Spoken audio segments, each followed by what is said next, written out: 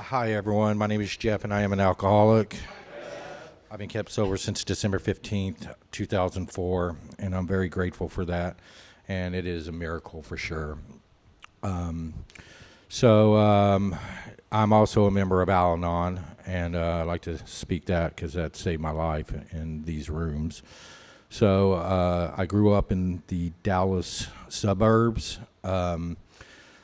And my dad was an alcoholic. My mother was an untreated Al-Anon. My grandfather was an alcoholic. I found out later my grandfather got sober and ended up being a circuit speaker and stuff.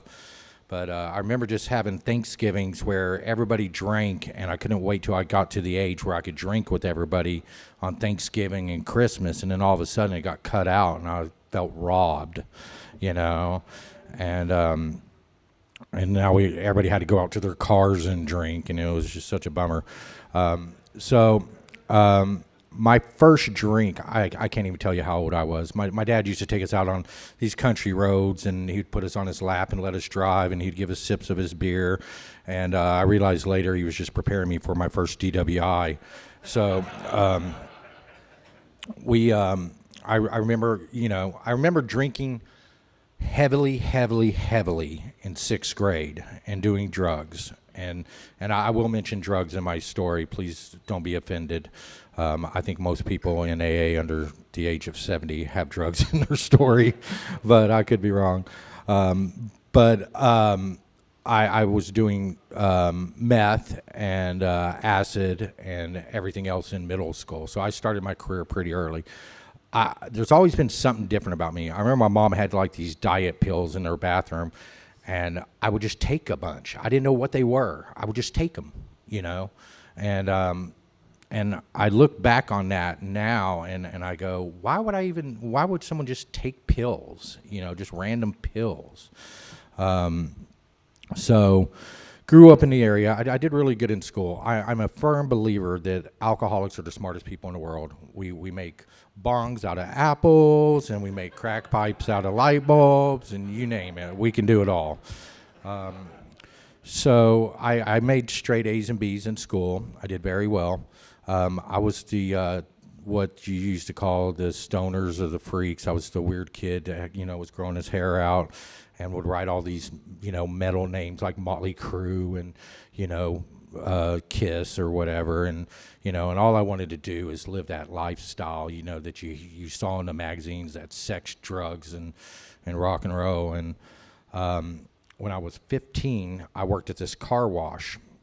And this guy came to work there, and he had long blonde hair, and he had this hot girlfriend, and I was like, man, I want what he has. Now, it didn't dawn on me that he worked at a car wash. Not that there's anything wrong with that, but he was in a band, and he took me over to his house that day and taught me how to play a little bass, and then a couple years later, he asked me to work for his band, and I was like so honored that he wanted me to come work for his band and realized my talent so early on, and he was just wanting someone to carry all his shit for free, So I started working for bands when I was still in high school, and everything I've learned, I've taught myself. I just learned little bits here and there, and started socially networking, and I didn't drink or really use at the time. I quit for a while because my friend had OD'd and died of this stuff called TV tuner, and it's the stuff you'd get at Radio Shack, and you'd spray in a bag and you'd huff it. And I was dating his little sister, and this was back before cell phones. Or I did have a cell phone, but it was like a big old block you carried, and you plugged it into the ashtray. It was really pimp.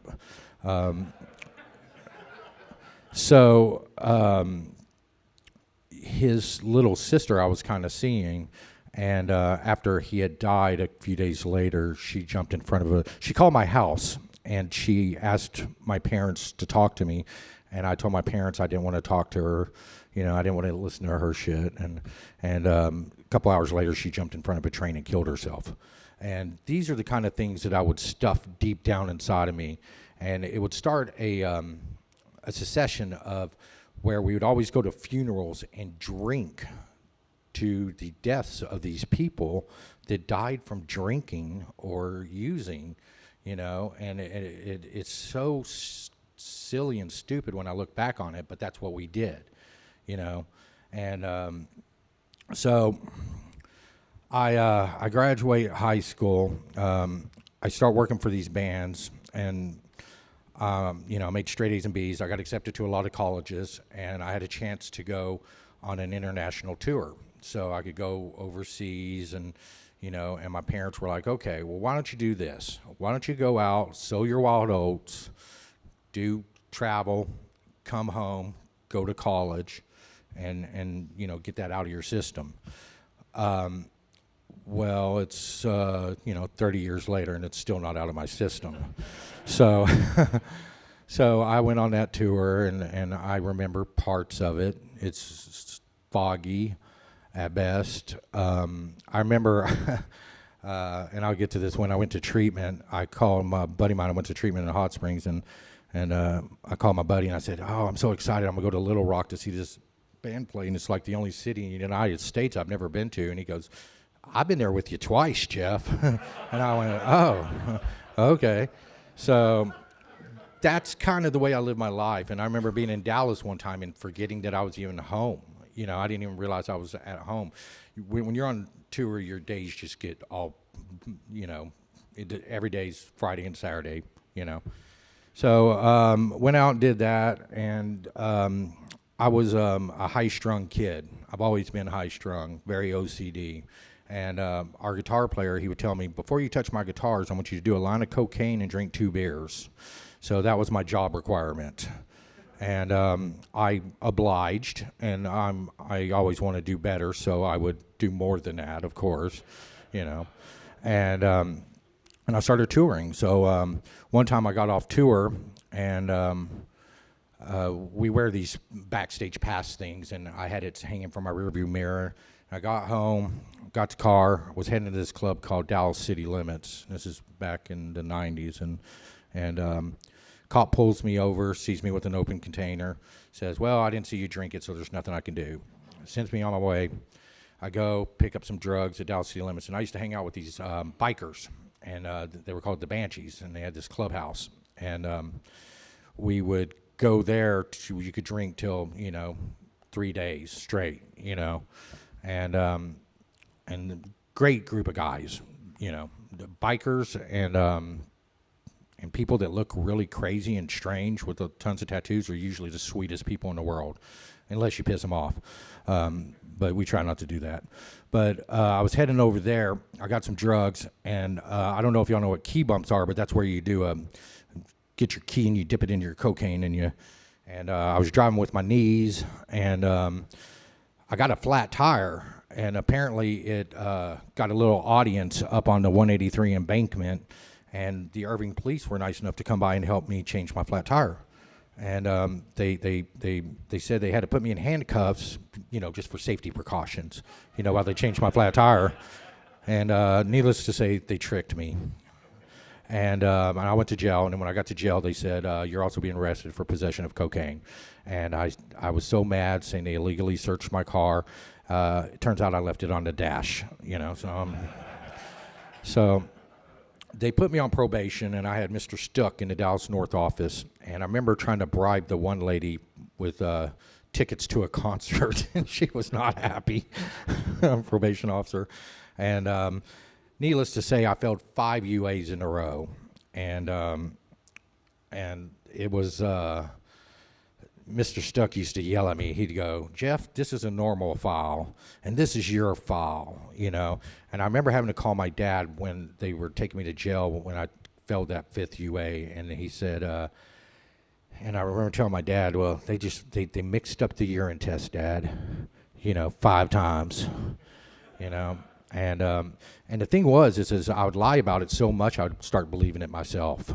I don't know if y'all been like that, but if you tell a lie long enough and you start believing it yourself. And so I went to jail, and they put me in county jail, and I was a kitchen trustee, and it was Flava TV and Telemundo, and I loved my TV then. It was like back in the Seinfeld Friends day, and And I was just like, man, this sucks. And my lawyer was my parents got a lawyer, Scott O from the Preston Group, and I didn't know him at the time. And he would come to me and he would say, Jeff, are you willing to go to any lengths to stay sober? And I'd say, no, get me out of jail. And he'd come back a few days later and want to talk to me and say the same thing, and I'd give him the same answer, and he would leave me in jail. So finally he said, I want you to transfer to the drug rehab unit. And I was like, but I don't have a problem with drugs or alcohol, you know. I was just, a recreational junkie, you know. I would like to note that I never shot up myself. I always had someone else do it for me.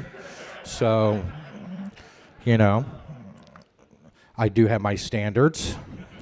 So I finally, they gave me a choice to go to rehab, and I did.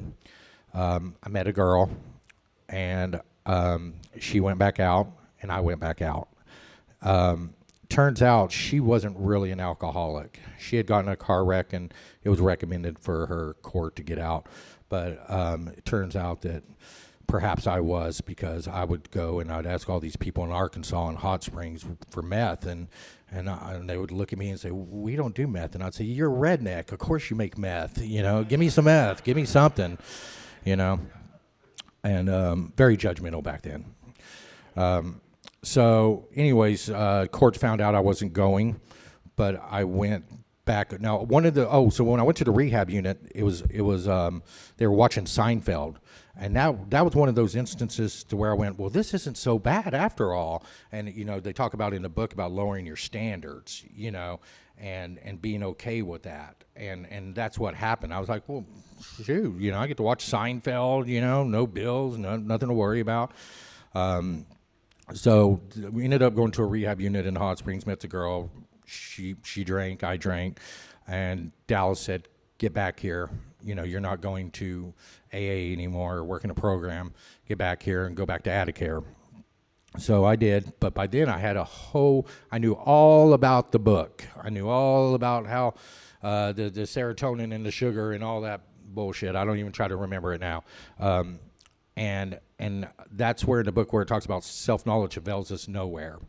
That's what that was for me, because I'd go to an NA meeting and I would quote Bill and I'd go in the bathroom and do a key bump. And then I'd go back out, and I knew just enough to get through and get off probation.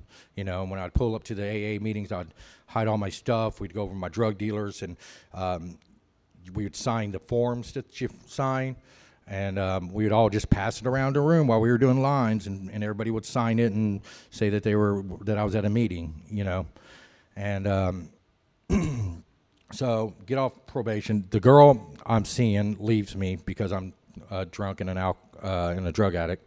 So the girl I met in rehab left me. That should be a sign that maybe you're an alcoholic, but I still continue to use, and I decided what I was going to do was I was going to go back and win her back and go to college. And then I became a waiter, and I thought rock stars partied. No, waiters, they fucking party. It is an all cash, and it is just on. So one night I'm driving home, you know, on too many drugs to even tell you, hit something, and my car would only go this way, my little truck. And so some guys helped me back it up, and I'm going forward, and I'm going over to this girl's house, and I end up in the middle of the median, and my car's laying on its side, and I jump out, and I'm trying to rock it forward, you know, so I can get back in and drive it again, and I hear the sirens, and they're getting closer and closer.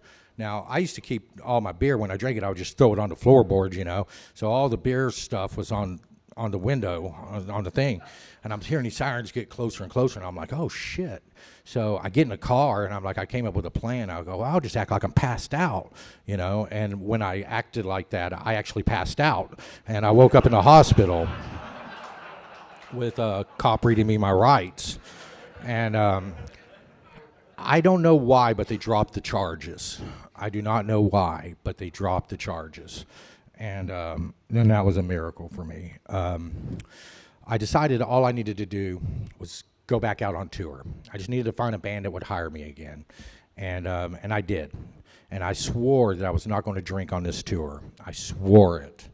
And I got promoted to stage manager within a week, and it was a pretty big tour. And, and I was like, well, after the band gets, after the show, I deserve a beer, Then it became, when the band hit the stage, then it became to where I was sneaking off to the arena and, going to concessions to get a beer. And then the next thing you know, I'm hanging out with the Hells Angels on the West Coast, doing blow, missing my bus calls. And, they're my tour manager calling me going, where are you? Where are you? I'll be there in a minute. And you're trying to walk in acting like you're not messed up. I'm sure y'all been like that at work, where you're just like, just nobody look at me, just look down. They don't know. Do they know? Yes, they know. And the guitar player called me an alcoholic one night. And I was so offended because my father was an alcoholic. I was not an alcoholic. And I flew home. I quit the band. I flew home because I needed some good cocaine. And I remember this guy coming up to me, and he was talking to me. And I'm living with my parents. At this time, I'm 32 years old. I have a big chipped tooth from all the meth I did. I couldn't get a library card. I didn't have a driver's license. They revoked my driver's license. And I lived with my parents, And the funny thing is, those were the type of people I'd hang out with, so I thought everybody was like that, I didn't know I literally didn't know, like, people got up and went to work every day, It just sounded like this. I'd be like, look at all the sheeple, those poor bastards, And meanwhile, I'm living with my parents, And not that there's anything wrong with that,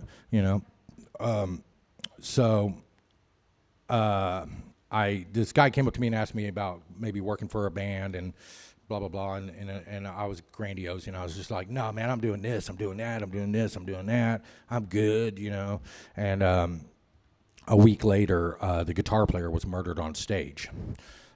He was a pretty famous guy, and he ended up, he owned a all nude strip club here in Dallas. Him and his brother, who was also in the band. And ironically, I usually don't mention names of bands but it's a band called Pantera, and this mic right here was Pantera's, and it used to tour with one of the wildest, crazy heavy metal bands ever, and that's the mic we use here at Sunday Morning Live. So, little information for you, some inside tips. So, anyways, we do what we do. We go to his club. We salute his life. We're doing shots. I'd worked for this one band, and the singer was in AA.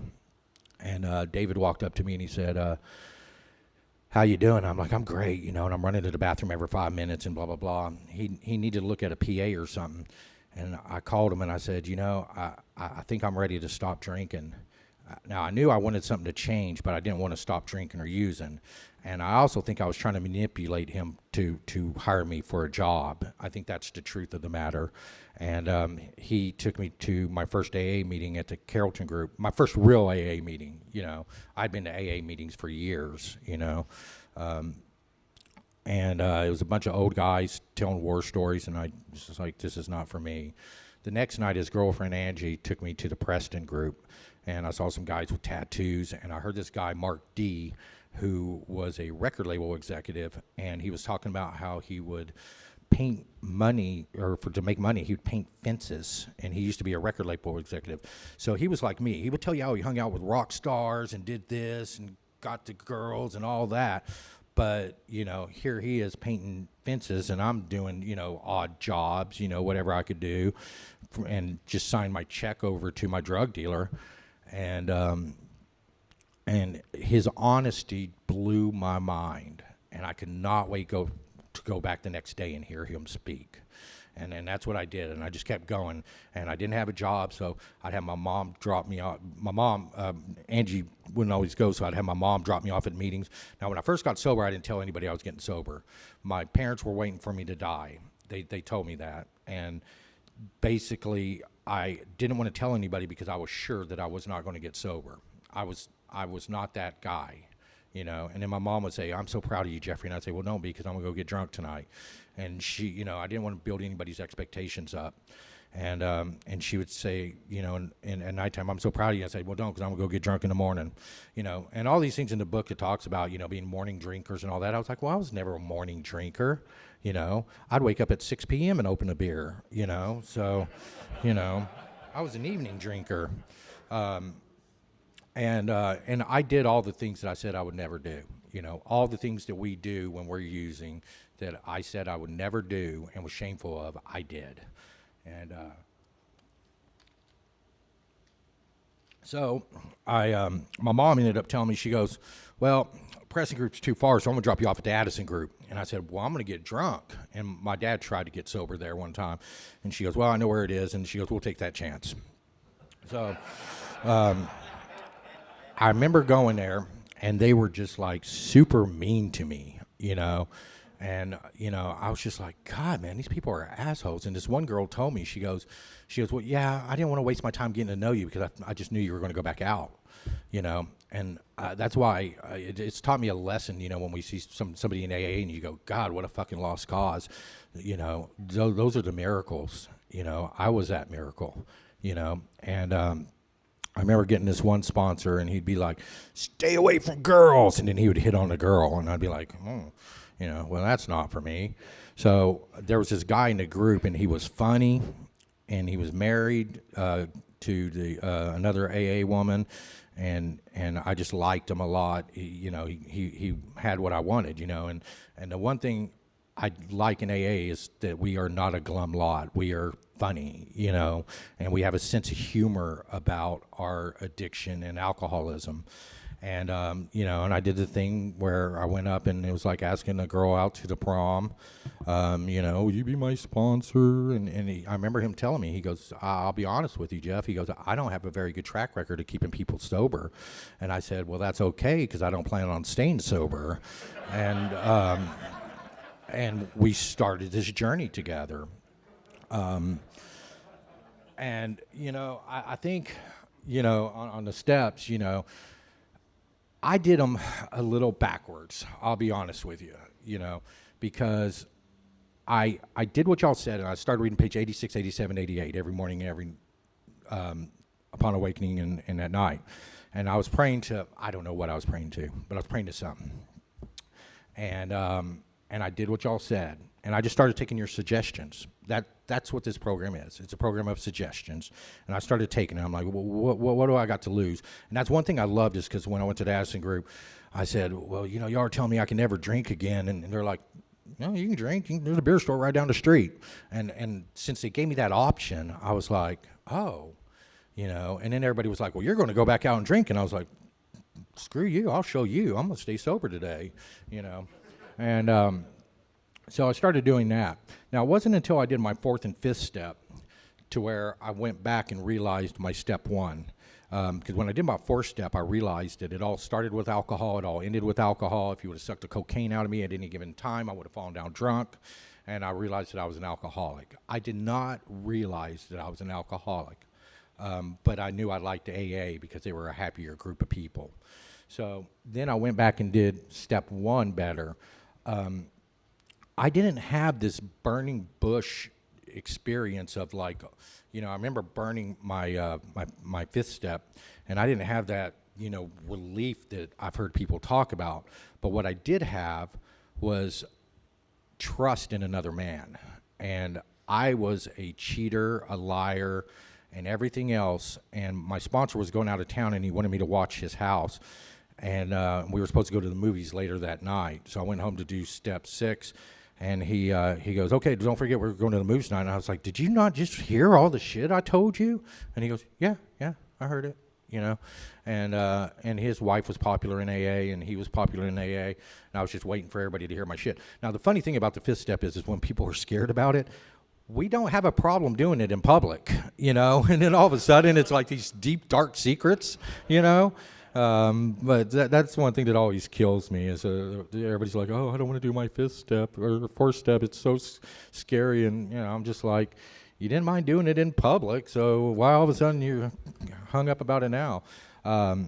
And I was ready for a change. I was ready for God to take those defects of character that stood in my way to Him, and I did ask Him to remove my shortcomings.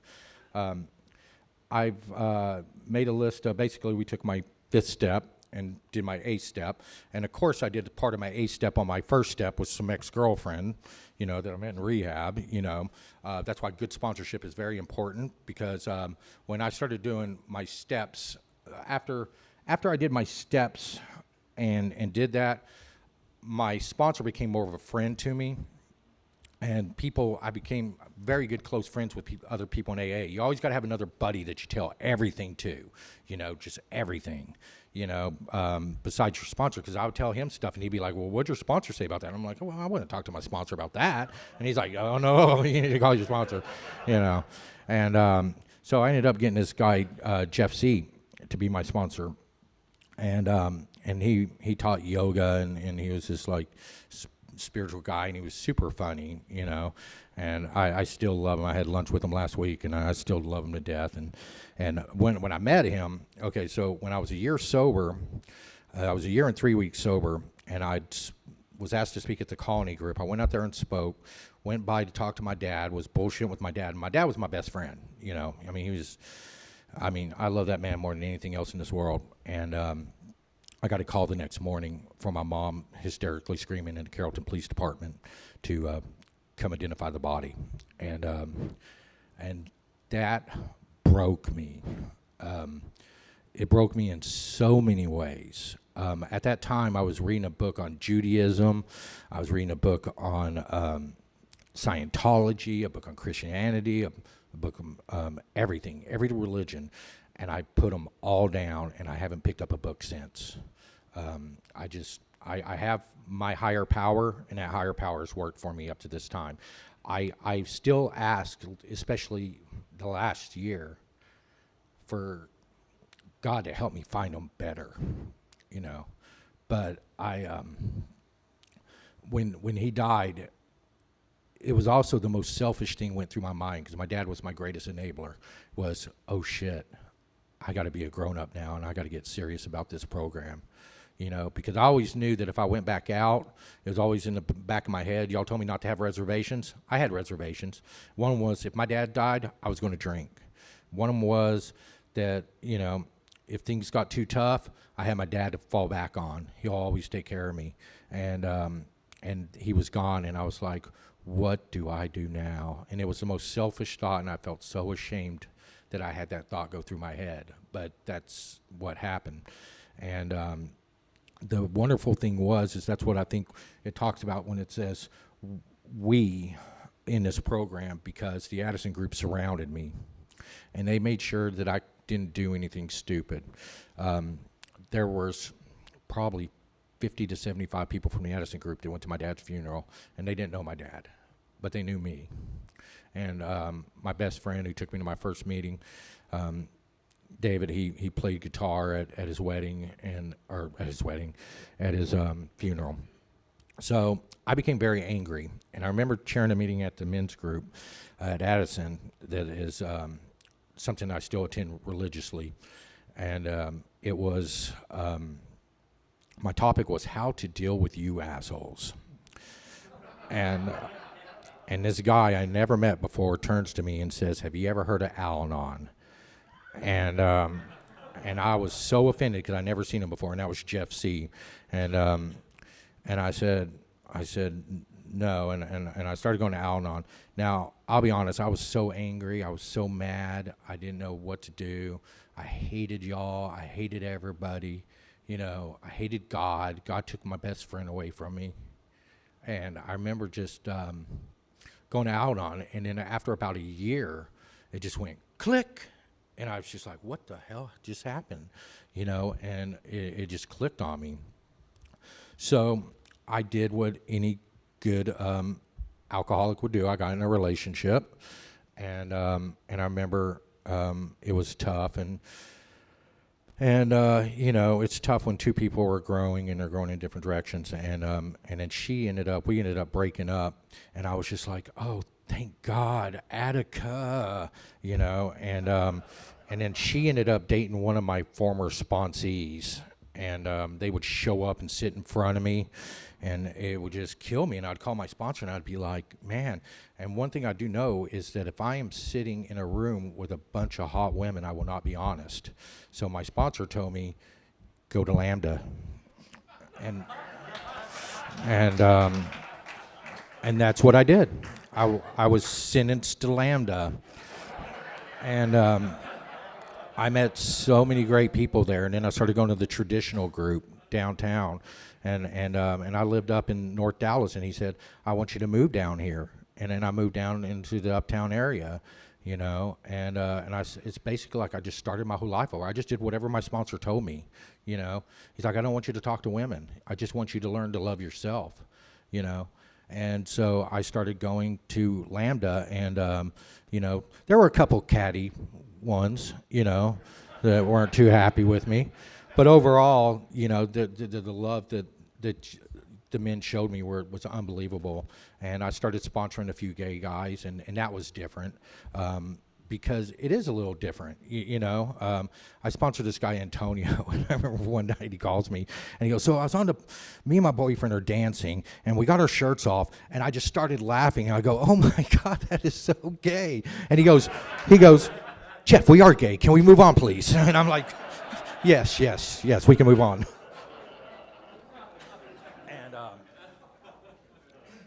And they're still just my best friends, you know. I love the men I've been through here. And I remember one time they invited me. They said, "Hey, we're going to go to a museum." And I called my sponsor. I was like, "Hey, man, these gay dudes want me to go to a museum with them." And he goes, "Good. It'll teach you how to date without expectations." And I was like, "Okay." So I went to the museum and I had a great time, you know. And I remember I started going to traditional, and Mark Carroll, he kind of took me under his wing, and you know, and he used to ask me to speak here, you know, because our birthdays were so similar, so close to each other, our real birthdays and our AA birthdays. We both have December birthdays, and I just loved him to death, and I miss him. But I started coming to Sunday Morning Live regularly. I started doing that, but like all things, I met a girl, and we got married. And we had children, and we do what married people do. We moved north in the suburbs. So, and we had our first child, and it became harder to go to Al-Anon meetings, you know, and it was hard to just maintain a program hardly, you know. I ended up getting a new sponsor, who I love, who's very involved in the book, Rick H., and he's a funny guy. He's the nerdiest looking guy in the world, but man, he has a hell of a story. And I hope you're watching, Rick. Hi. But he is the best guy for me because after having 2 children, me and my wife are going through a divorce now, and that's been really, really tough. When you date someone in AA and they go back out. And to be honest with you, I was a little jealous. You know, I was thinking I was the one that was going to go back out, you know, if anybody. And so I've been dealing with that, and we have 2 beautiful children, and we're trying to work things out as amicably as possible, you know. And we both have tempers, and you know, and I remember telling my sponsor the other day, I was like, God damn, I just want to go to the dark side. I want to go to the dark side, but this program has screwed me up, and now I have to live by these principles. But I've really learned to stay in the day, and I've really tried to search for God through all this, because there's been a lot of it where I don't see God. And I know from my past experience, if you look in the rearview mirror, God's been there the whole time. But when you're going through it, and if one more person says, think of the people you can help, I'm going to stab them with a spork. But it's the truth, you know. And that's been really tough, you know. I've gone through a lot of hard times in this, and And I want to tell you a story about one of the things they say, like don't hang out at a barber shop because you might get a haircut. So I decided when I was about 5 years sober that I was going to go on tour again. And I went out with a band, and it was, we were on a huge tour. And every night the singer would say, Jeff, do a shot. And I'd say, but I don't drink. And he'd say, Jeff, do a shot. And I'd say, because he'd forget because he was drunk, And then so one night, I remember grabbing that bottle of Seagram 7, and I envisioned in my mind, I can go to this AA thing, or I can do this and fucking just go on the road forever. And I grabbed that bottle, and I went like that, and someone reached out of my hands and grabbed it. I never felt so alone in that tour. The isolation that we used to feel in bars it's the same isolation when you're around a bunch of drunk people and you're sober. It's that same isolation. And I remember going to my bunk saying, God, please, I got to get, this is not going to work. I'm going to drink. I got to get the fuck out of here. And I got fired the next day for not drinking. So they said I wasn't working out because I didn't fit in. And so I got fired for not drinking on a job. Today I'm still in the music business, and but I ended up I always wanted to be like my boss's assistant, and now I'm like equal to my boss, and we do the same thing. And I run concerts. My position is a promoter rep, production manager, and I'm the guy responsible for bringing good times to other people, and I love my job. It's long hours, it's hard work. It's great. Talking about turning my character defects into assets. I'm so OCD, and I love paperwork. I'm just weird, and I love numbers. And I'm like, yeah, all right, I got to figure this out, and you're dealing with, millions of dollars are on the line usually for these shows, and I love it. I do. I love my job, and I worked at the Majestic for 5 years, and because my wife wanted me to have a more stable job, and I was a production manager there, and then I freelanced for a company called Live Nation, and I ended up, the minute me and my wife decided to get a divorce, I quit my job because I just wasn't happy there, and I remember walking in, and she goes, well, that was a stupid fucking idea, and I said, well, good thing you're not in charge of my decisions anymore. And and I have been starting to try to find some happiness now, despite everything that's going on. Despite I have one resentment that I need to work on, and that's her lawyer. But other than that, I'm okay, and I really do just want peace and love for everybody, and I just want stability. And most of all, to take care of my children. My children are the most important things. And I have this sassy little 5-year-old girl who I believe that you women are born with manipulation. I am certain of that. So as soon as I leave here, I have to go buy her a TV. So, but, I've done so many stupid things in sobriety that it's equal to the stuff I've done when I was out, and I just thank God for good sponsorship and the fact that my sponsors have me keep working the steps, and that I'm in a men's step study. And I do like one of the tricks that my sponsor did have me do is I was doing a 4-step, and I said, you know what? I don't have any more resentments, Jeff. I am at peace with the world. And he goes, well, why don't you write a list of everybody who you think owes you amends? And I just fucking...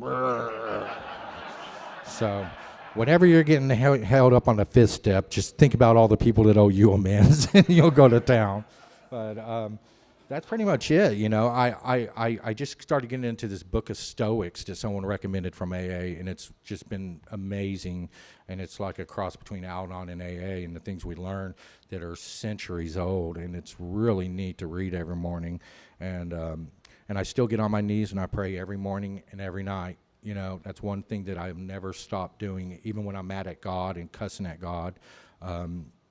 I still haven't picked up those books on religion. I was told early on, religion is for people who don't want to go to hell, and spirituality is for people who have been to hell and don't want to go back. And I've hung on to that, and I consider myself a very spiritual person. But this is my church. Y'all are, my people, my flock, and that's all I need, and I'm very grateful for Sarah having me come here. I got the opportunity to speak at the very first COVID meeting. I was supposed to speak here when COVID hit, and I had to do the first online meeting, and it was just a wreck because no one knows how to look at YouTube and, or Zoom and talk, and I'm just like, whoa. So I had a really good time, and I thank y'all for that, and y'all have a beautiful day.